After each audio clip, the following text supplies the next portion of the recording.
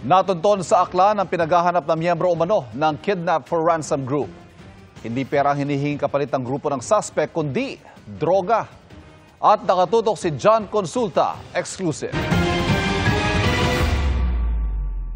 Para matunton ang isang high-priority target, 3 ilog ang tinawid ng mga operatiba ng Regional Intelligence Division Special Operation Unit ng Calabarzon Police at ng Aklan PPO sa babundok na bahagi ng Aklan nang makalapit sa isang kubo.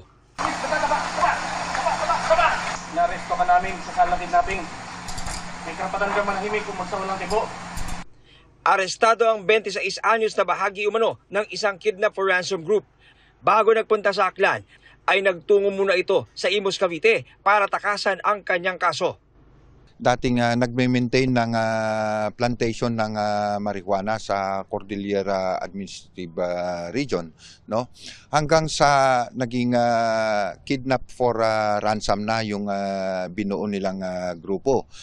Ayon sa Regional Intelligence Division 4A, kung minsan, imbis na pera, droga tulad ng marijuana bricks ang dinidemanda-bayad ng grupo kapalit ng kalayaan ng kanilang mga biktima. Masisiguro na natin na pagbabayaran niya yung ginawa niyang mga krimen at hindi na siya makakagawa ng anumang krimen.